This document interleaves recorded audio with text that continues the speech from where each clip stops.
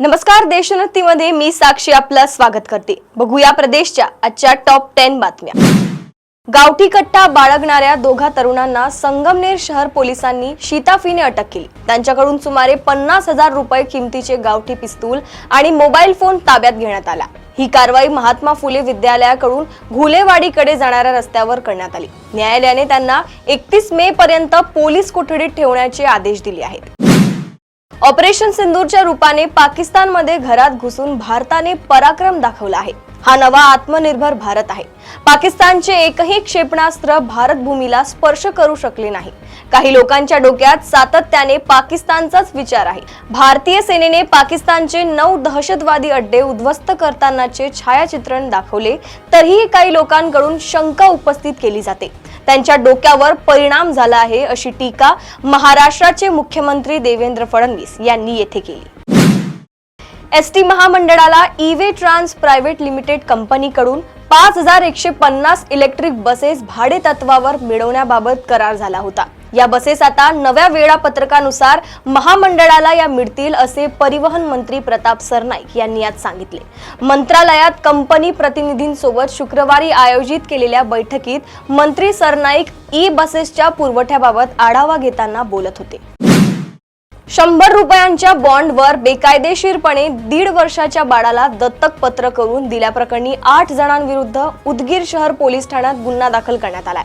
लातूर जिल्हा बाल संरक्षण अधिकारी धम्मानंद कांबळे यांनी उदगीर पोलिसात दिलेल्या तक्रारीनुसार 10 ते 12 सप्टेंबर दरम्यान उदगीर येथे आरोपी परवीन अलाउद्दीन पिंजारी यांची मुलगी मेहक हिने जन्म दिलेले बाळ महबूब यास आरोपी जमीन अहमद बागवन व अहमदनगर बागवन यांना 100 रुपयांच्या बॉन्ड पेपरवर बेकायदेशीरपणे दत्तक पत्र करून दिले।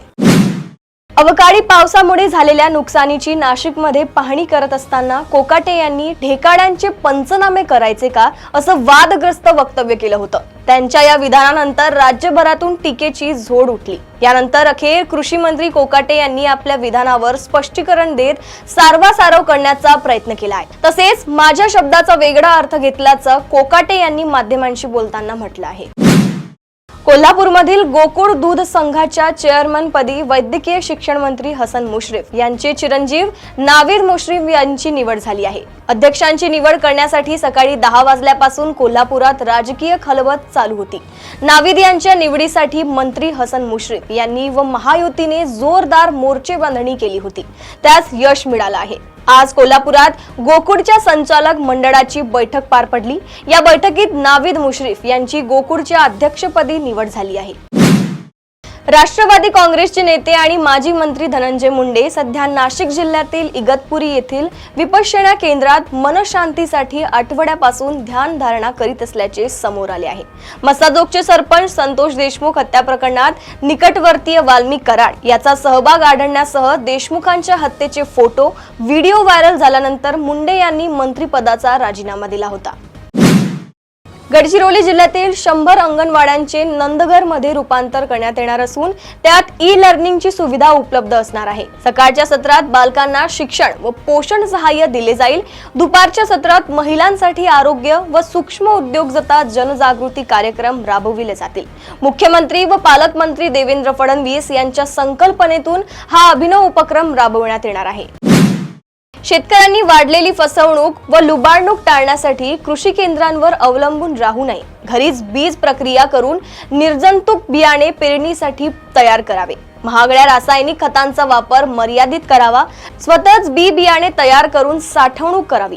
जैविक खते, गांडूळ खत, सोनखत आदींचा वापर करावा असा सल्ला राष्ट्रीय किसान मोर्चाचे जिल्हा प्रभारी अभय रंगारी यांनी दिला आहे।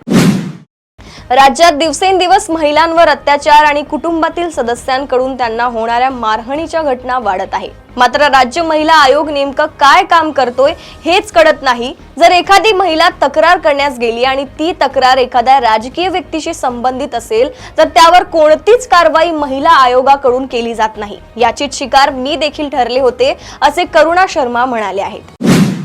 प्रदेशातील अशाच टॉप 10 बातम्या जाणून घेण्यासाठी बघत रहा देशोन्नती। नमस्कार। ठळक घडामोडींसाठी देशोन्नती न्यूज चॅनलला सबस्क्राइब करा आणि बेल आयकॉन प्रेस करा।